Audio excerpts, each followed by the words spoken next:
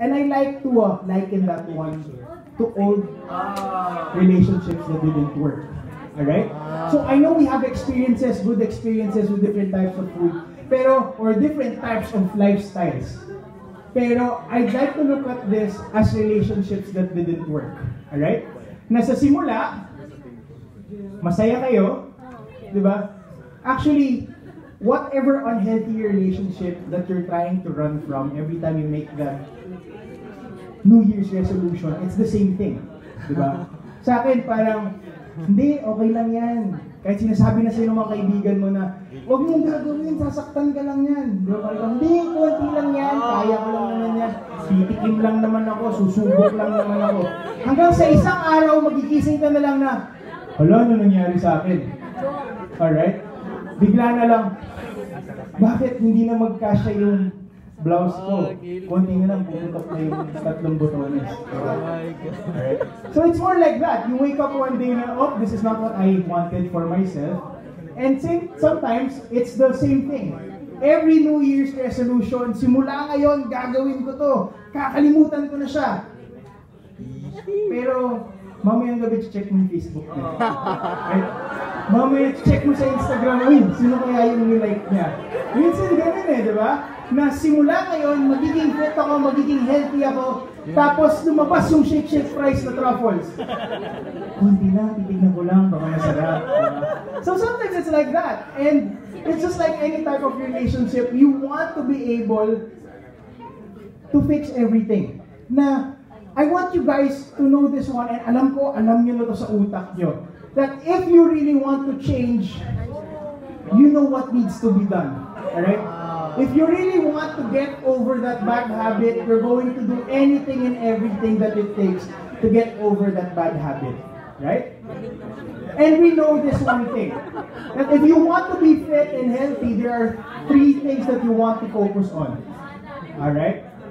Alam ko may iniisip kayo na because of, let's say, media, di ba, they tell you that siguro a popular tuna brand told you that it's about 70% diet, 30% exercise. Or some would say na, okay, you can be vegetarian like a cow, but you see cows that are big, right? So, depende pa rin when it comes to percentages. Ang sa akin, if you want to be fit, if you want to be healthy, the percentage you have to think about is 100%. I have to be 100% in my eating habits. I have to be 100% in my nutrition. I have to be 100% in controlling and keeping myself together and minimizing stress. Kasi you could be super healthy doing all my workouts, pero kung kasing lakas mo kumain yung lakas ng workout mo, wala. Okay? You can be vegetarian, pero kung yung mga vegetables mo supported by rice, cake, diba? Parang ganun din. Kung marami ka pa rin kumain, you can be vegetarian and big if you want to. If you get that high caloric intake. And of course, you could be perfect with nutrition, you could be perfect with nutrition, perfect with your workouts, pero kung hindi ka naman natutulog, wala din. Right? So, we have to find that 100% in everything. So of course, we're gonna talk about everything today.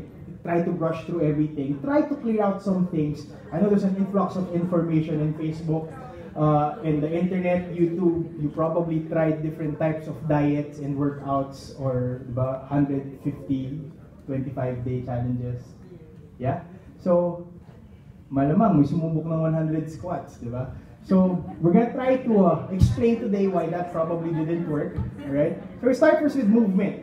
So, there's one thing that I want everyone to remember when it comes to movement. Now, movement, our body is made of 206 bones and 640 skeletal muscles. So, basically, what I'm trying to say here is, we are all designed to move around.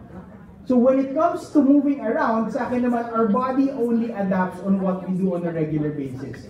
So, if you're someone who moves around a lot, you're gonna look like someone who moves around a lot.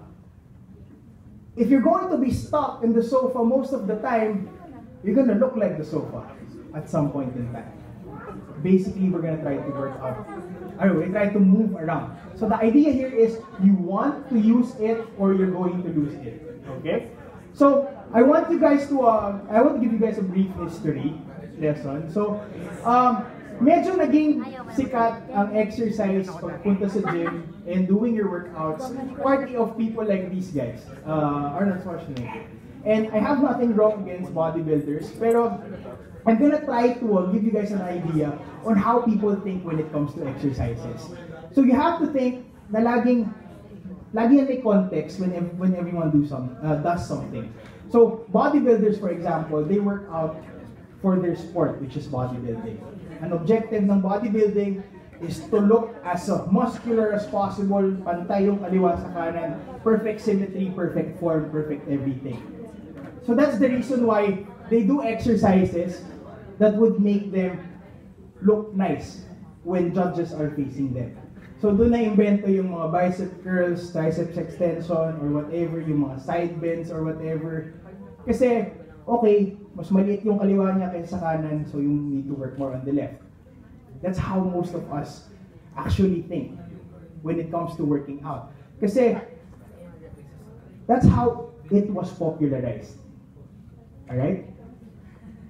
Let's say you need to work on your chest, for example. You go to this machine and work with your chest and make it look nice, and then you sculpt your body one by one. Alright? Now, sa akin, if you're a bodybuilder, that's the best way to work out. Kasi kung kulang yung isang part, you just work on that part until ma-maximize siya. You get the point? So, tama pa din.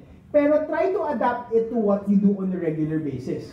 So, at the end of the day, yes, we want to look nice at some point, pero we have to remember that we're doing these activities kasi we want to enjoy life to the fullest. Over the weekend, if I want to help my wife or my husband or my family with the tasks at home, I want to be strong enough to do that. Or if I have a sport, or let's say, join ako ng fun run over the weekend, ayokong mabaldado pagdating ng Lunes. Alright? Now, it's all about context. Na every time you work out, everything has to serve a function. And you have to consider these things. Alright? So if your objective is to like go hiking and making sure that you enjoy that hike, siguro doing millions of or hundreds of bicep curls might not be the best exercise for you. Alright? If you want to complete a fun run, siguro hindi mo kailangan mag-sit-ups ng sobrang dami. Baka may different exercise na kailangan ko ayusin, i-focus on if I want to work on whatever goal I'm working on. Okay? And siguro on the plus side, kung ang objective nyo naman ay, coach, gusto ko naman magmukhang maayos eh. Diba? So let's hit two birds with one stone. So look at this next slide. These are athletes. Alright? When athletes train, they train for performance. They don't train to look nice. They train to be able to run as fast as they can, to be able to hit the ball as hard as they can, to be able to endure a full game of basketball without getting injured. Yun yung objective nila. On the plus side, while they're working for performance, they still get nice bodies. So, I understand, diba? Most of us go to the gym, go to work out. One thing, diba? Malaki yung membership ng gyms pagka January kasi isa lang yung objective ng lahat ng mga tao. To look nice by May 1. Right? When they go to the beach or, yeah, to actually look nice. So if that's the objective, it's okay. Work for performance, work for what you need to do on a daily activity without getting worried. Positive side effect, I'm gonna look nice while I'm doing it. Right? Okay. So all training is functional training. Should be functional training. So everything should serve a purpose. Alright? Now, every time you do these things, I want you guys to remember na our objective is I want to be able to, let's say, pick up my groceries and not get worried that masisira yung spine ko. Let's say, pag naglilinis akong bahay, kailangan ko iangat yung kutsyon or yung sofa at mag-vacuum sa ilalim. Okay lang, tatabi ko lang. Hindi ako mag-worry na baka sumakit yung likod ko. Alright? Being able to be functional in daily activity.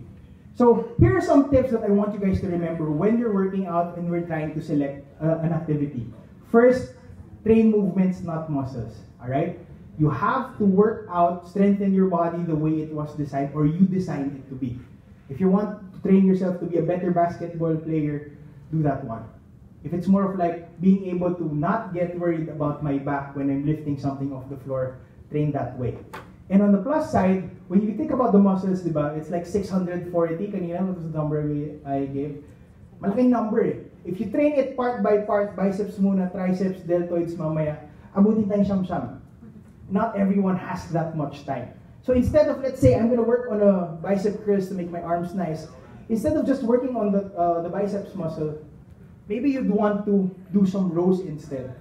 That way, you have some pulls, basically, you have your biceps, likod ng deltoids, back, and if you're doing it from a hanging position, the core, back, everything gets covered as well. More muscles at the same time, less time done, less time used up in the gym, more work done for you. Alright? Next up, remember to find an activity that you like doing. If you don't like what you're doing, it's going to feel like a chore. If it feels like a chore, you're going to hate it. Alright? So sa akin, if you're a person who likes dancing, dance. If sport is what keeps you moving, play your sports. If running is your cup of tea, run. Okay? Okay? So sa akin, as long, you have to always enjoy whatever you're doing. Kung sa akin, mapipilitan ka lang maglakad kung SM3 day sale. O di ba ka SM3 day sale, maglakad ka. Diba? If that's what makes you, keeps you moving around, do what needs to be done just to keep yourself moving. Alright, next up, remember what you're training for.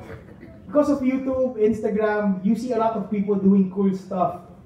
Flipping or whatever, doing push-ups, skip ropes. Alright, you have to remember that whatever you're doing has to serve a function. This one, for example, yeah, it looks cool to squat on a medicine ball, pero, diba, it's only useful if you're working in the circus, if you're juggling on top of a ball. Pero let's say, if you're just someone who doesn't want to get their ankles tweaked, maybe there's a safer exercise that I could try to do, not sacrificing yung injuries, right? Of course, not everyone is Cinderella. The glass shoe will not fit everyone. If a workout works for someone, don't expect it to work for you 100%. Okay? There will be adjustments. Some people can do pull-ups. Some people cannot do pull-ups. So maybe I find that exercise. Some people are built to squat super low. You know, squatting, for example, there are people who can squat really low, and then there are people who should not be squatting low. That's anatomy, basically. Sa akin, yung best suggestion ko dyan, work with your squat with whatever your body permits. Kung feeling nyo medyo weird, stick with what you're doing. Alright? Don't need to overreach. Okay? Alright. Next up. Of course, learn when to let go. Usually, every time you work out, the first thing that comes into mind, no pain. Right? It has to be different. No pain is better. Okay? So every time you're moving around, your objective here, you're not working out to get yourself beat up so that the next day it's hard to move around. You're working out to make sure by tomorrow I'll be strong enough to work out again, so that I'll be strong enough to work out again and repeat and repeat and repeat. You're going for the long term here. Alright? Sa akin, just like say I love you. Don't say I love you like, oh, hindi mo kayang pangatawanan. Alright? When you work out, every time you move, you work with what you can handle, don't overshoot. Okay? Alright. So that's it for movement, basically. So think about how you would be using that movement before actually using it. Okay? So next up, we work with one of the most controversial parts, nutrition. Okay? Kanina, I was talking with my group. It's one, and actually, pwede ko silang tanongin sabay-sabay. Ano ba pinaka-problema natin? Food coach. Alright? So the thing here is, this topic is very controversial that it turns everyone into lawyers. Nagiging abogado lahat ng tao. Alright? Na, Coach, plant naman yung patatas, di ba? So pwede itong french fries, di ba? Or, Coach, di naman ako nagkanin eh. Pero nag-skyflakes, nag-cupcake, di ba? So people try to make excuses palagi. Now the thing here is, sa akin, we just have to change the mindset. Kasi when it comes to, let's say, workout challenges, kunwari ito, health, wellness challenges. Pag sinabi natin nutrition, ano yung unang papasok sa utak nyo? Diet. Exactly, lakas, di ba? That's the first thing, na when we talk about nutrition right away, everyone thinks about, hala, may bawal. Right? That's the reason why people actually fail. Kasi they think they're going to remove something that has been with you through the pain and happiness. Right? Diba? Sa akin, if that thing was there for you the whole time, removing it right away might not be the smartest thing that you'd want to do. Right? Exactly.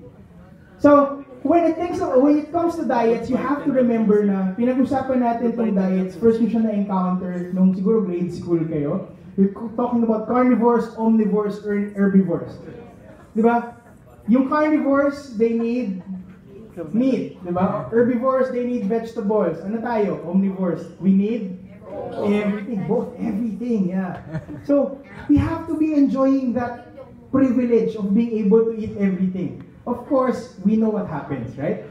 Now, pagdating sa diets, we're all familiar with this one. The low carbs, ketogenics, the low fats, your intermittent fasting. The thing here is, everything actually works. The only thing that doesn't work is us, right? Because we can do this for 1 month, 2 months straight. Some people have started no rice, di ba? I think majority of the room has probably tried no rice. Di ba? After the first month of no rice, di ba nanginginig na kayo? Di ba? Tapos biglang magkakaroon may magyayaya ng mga inasal. Teka, naka-no rice ako, bakit di mo mga inasal? O isasali ka kasi nakikisama ka lang naman sa mga kaibigan mo, di ba? So the thing here is, these things actually don't work because we don't work, period. Alright? So what we need to do here is we have to make something that we could sustain. Now our objective is this one, but we want to go towards this part most of the time. So basically, ito yung idea, when you look at yourself naked, this is how body percentage, fat percentage looks like. World Health Standards for ladies, 25 to 30. For the guys, it's around 15 to 20. Alright? If you want abs, you're looking at the ladies going less than 14%. For the guys, less than 10. Alright? Yun yung objective natin towards the end. Of course, there are drawbacks. Alright? So remember, diba sabi ko kanina, it's going to require a little bit of effort. Sa akin, for us Filipinos, it's going to be a really hard thing to be really super fit if you really want to. Kasi first of all, we have this eating culture. Everything is associated with food. Someone gets promoted, food, yeah, diba? May nabasted, sure may magpapainom, diba? So, it's the thing, every time we associate food with a lot of stuff. I think it's part of the culture. And for me, you don't mess with culture. It's the same thing with alcohol. Alright? Once you start drinking alcohol, if it's ingrained in your culture, sometimes it's really hard to quit it. Right? You quit it 1, 2, 3 months, sige, once in a while. Pero, babalik at babalik ka if it's ingrained in your culture. So sa akin, it's more about being able to sustain everything. You have to remember that when it comes to nutrition, you have to opt for the wiser version. Something that you could repeat and replicate. Remember that we're developing habits. Sa akin, huwag mong pigilan yung sarili mong kumain ng kanin kung yun yung laging nasa harap ng kapagkainan nyo. Right? Work for something that will work for you. Okay? We just have to tweak it a bit. Tignan lang natin siya in a different way. Now, a lot of people get confused with nutrition kasi we're always in a rush. Diba? We start changing things kapag nagkakaroon ng deadline. Pag kailangan kong umattend ng kasal in 2 months, tapos hindi ko alam yung dress ko, backlist pala. Diba? Biglang mo ayusin yung kain mo para yung walang sasabit dun sa dress mo, for example. Or let's say, if you're going out during the summer, minsan ganon. May outing daw kami sa beach. So nag-iiba yung mga baon ng mga tao, naging kamote at itlog lahat, diba? So you guys know what I'm talking about. Now the thing here is, lahat biglang bibili ng slimming tea or whatever tea or bigger lang yung iba. Wala ito mag-name. Anyway, the thing here is, every time we rush, we try to look for the fastest way. And of course, one of the first, diba, you have to start with the basics first before you go complicated. I was talking to my group a while ago, Coach, okay lang ba mag-supplements? Yeah, sa akin okay if your base is okay already. Yeah? Go for a fat loss supplement if everything is perfect. You can't expect to get ripped and thin or ripped and look very muscular with your supplements if you're eating like a family for four. Alright? Alright, kung you have to manage always, eat according to what's planned. Okay? So I'm going to talk about that in a bit. So, you start first with the basic. If it's all about weight gain or weight loss, it's the same thing. Law of conservation of energy. Alright? Alam niyo itong lahat. If you want to trim down, lose fat percentage, eat a little bit less, move a little bit more. Alright? Ha! Di ba? Mind-blowing. Everyone knows that already. Of course, dito na lumalabas yung mga abogado. Coach, may party mamaya so hindi ko nakakainin tong dinner ko kasi, hindi na ako magdi-dinner, hindi ako magla-lunch, may inuman kami mamaya Alright? Or kaya gugutumin mo yung sarili mo kasi fiesta sa inyo. So the thing is, because of that, minsan nagkakaroon kasi hindi naman natin nasusukat lahat talaga ng kinakain natin. So kahit sabihin mo, i-justify mo yung reason na, di na nga ako nag-rice, baka pwede na ako mag-pizza ngayon. Pero hindi ka naman sure na yung saktong kinain mo ay sakto, right? Of course, you have to take into consideration these things as well. Am I eating the right amount of carbs to supply my energy? Right amount of proteins to build my body? Am I eating the right amount of fats to make sure that cholesterol levels are adjusted? Okay? So everything has its own place in there when it comes to nutrition. And it's super complicated that you also have to consider micronutrients, which makes sure that you don't get sick. Na hindi ako pupulikatin pag nag-fun run ako. Na for the ladies na sakto yung iron supplementation ko para hindi ako matamlay. Alright? So the thing is, you have to consider a lot of things, pero paano ko gagawin yun, Coach? At sobrang komplikado pala ng lahat ng bagay. So we turned out to something, we got this from Precision Nutrition. It's a good way of approximating what we have to eat each meal. Alright? Ideally, using these measurements, you get a good approximation of what we're eating. So take note, approximation. When it comes to nutrition, it's not old enough a science to get you something that's super exact na ito yung saktong amount na kailangan mong kainin and everything. So these are just general guidelines. Kasi if we're gonna talk about nutrition deeper, I have to talk to you one by one what you do on a regular basis and we fix everything depending on what happens on the daily. So as a general guideline, you could use this one. You take into consideration your calories, your everything, macronutrients, micronutrients, everything. So we start first with protein. Protein starts with the letter P, use your palm. Kung gaano kalaki yung palm nyo, kung gaano siya kakapal, think about 1 to 2. Alright? Okay, 1 to 2. Alright? Kung titignan nyo, di ba? Pwede na siya eh. Parang malaki. Oh, sorry dun sa mga taong maliliit yung kamay.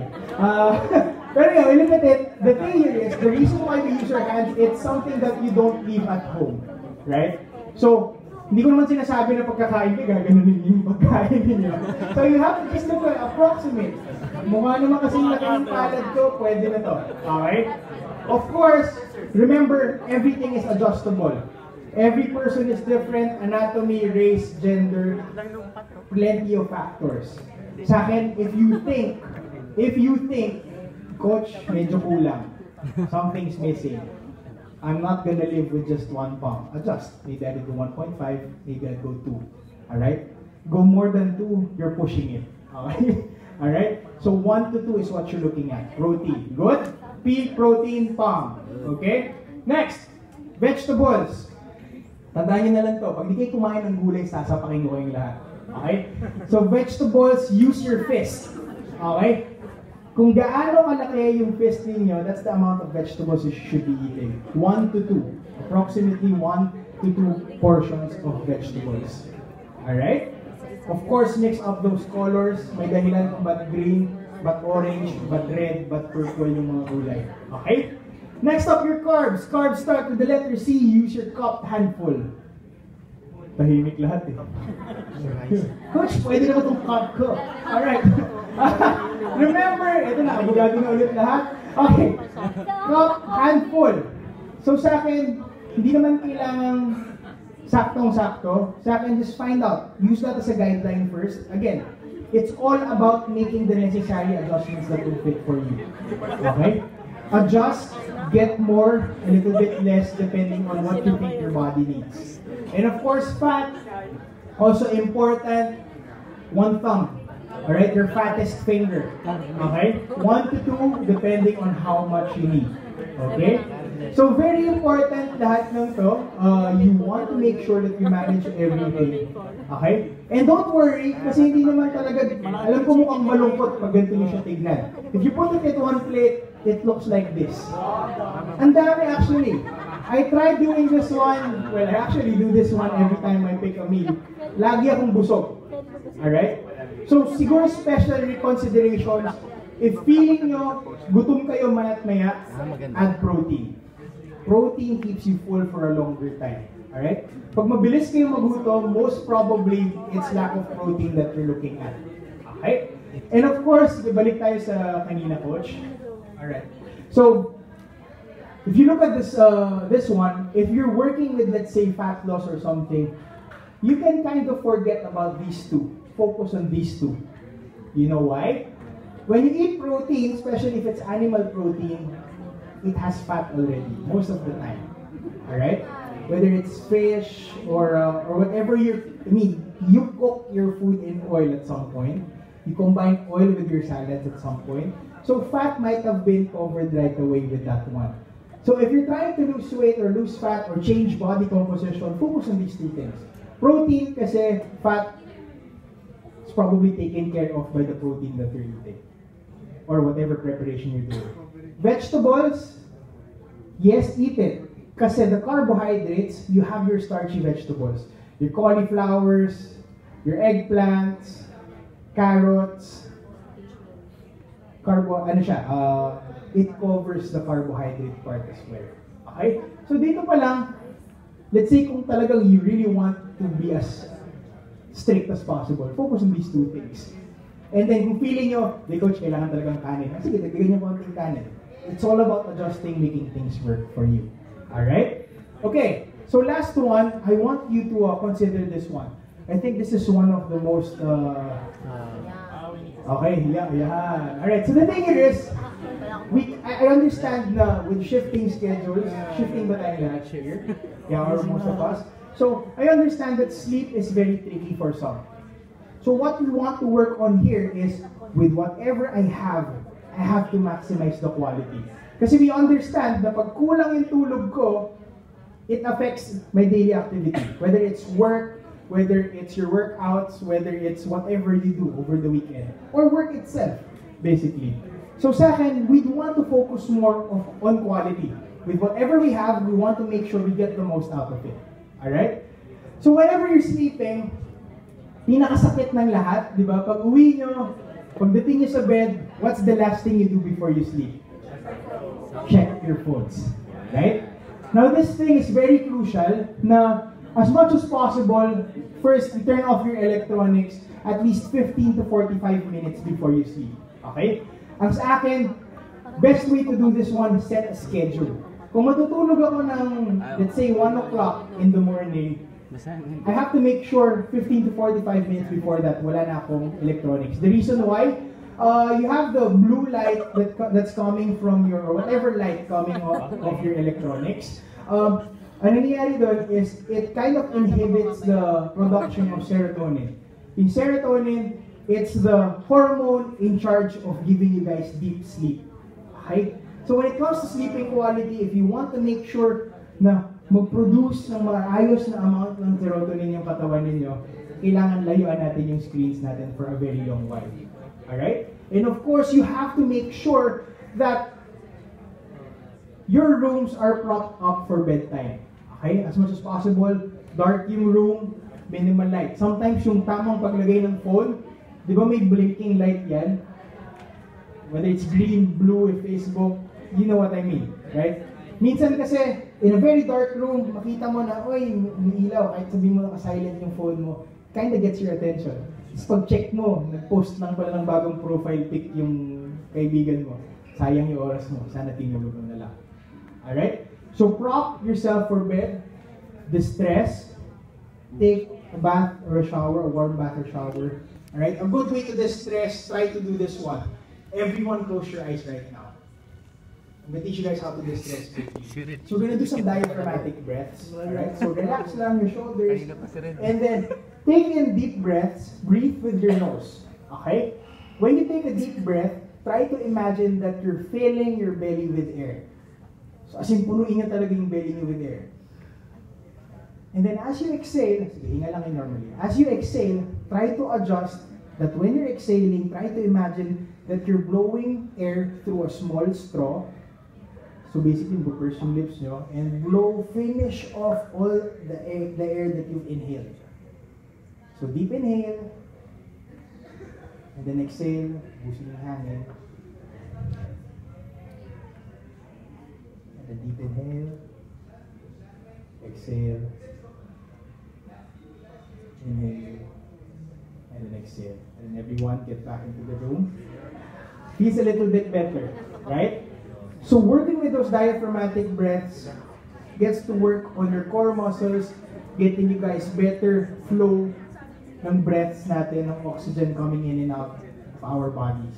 Alright? Whenever you're faced with a very stressful moment, it's a good way to distress as well. Kung hindi ka makaisip, try doing that distress tactic. It will help. Okay? Alright. So ano na? So of course, we're going to try to work with making sure that everything is set straight. You have your coaches with you who are going to help you plot things together. The reason why, you want to know the reason why we fail with our fitness goals? We look at it as if we're looking at the world map, right? We're here in the Philippines, we know where Canada is. We know na if the goal is Canada, alam lang natin na okay, yun yung Canada, kailangan kong pumunta doon para makarating doon. That's how we think usually. So yung mga specifics in between, am I going to need the passport? Am I going to fly or walk or ride a boat or whatever? Specifics are not fixed. Alright? We want to be as specific as a pirate map each time we work through our goals. I like pirate maps because it gives you exact instructions. Take 5 paces, look to the right, oh, there's a tree. Take 5 paces, punta ka sa likod nun, ikot ka 3 beses, nandun sa kabilang puno, doon ka maghukay, nandun yung treasure. Exact yung instructions. So I want us to look at fitness like this one. You don't tell yourself na, I'm gonna start running every day. No. Don't just do that one. I'm not gonna work out every day. I'm gonna put my stuff in my bag, my workout clothes, para pagdating ko sa gym mamaya, meron akong damit para makapag-workout ako mamaya. Everything specific. You're not gonna tell yourself, kakain na ako healthy simula bukas. No. Tomorrow, magbabaon ako ng gulay para sure ako na may gulay ako palagi sa pagkain ko. Alright? Specific. Your resolutions are not gonna work this way. You don't just keep on promising yourself this one. You work with it week by week. Plan what needs to be done. If I'm planning on eating healthy, I write down the steps that I need to do to make sure I'm eating healthy. Alright? That way, if you have something that's strategized with the help of your coaches, makukuha natin yan, it's easier to hit those targets. So we'll be talking about a few of the stuff. You have your movement, and then you have your nutrition, and then your overall wellness, basically. Alright? And as we progress through everything, do this self-check always. Ask yourself. You look at your goals. Ano ba yung objective ko? Am I going to get stronger, get moving? Am I going to get lean? And then look at what you're doing. Is what I'm doing helping me to reach to those fitness goals? Alright? And then ask yourself that. If yes, then yeah, I'm on the right track. If not, hopefully it's not going to get you to reach your, to change your goals, but rather you change what you do on a regular basis to get you back on track. Alright? Of course, it's all about this one. It's like any type of relationship, it's not about just having time. It's about making time. do everything and everything it takes to get you guys to reach that goal. Alright? If there is a reason why you pursue that one, you want it, act like you want it. Okay? And of course, focus on sincerity. Alright? Wala sa dami ng I love you, nasa kung ilan yung tama. Alright? At totoo. Okay? Alright, so that's it for today's talk. I hope you guys learned something new today. Do you have any questions regarding anything? Anything that crosses your mind or whatever? Wala? Are you sure?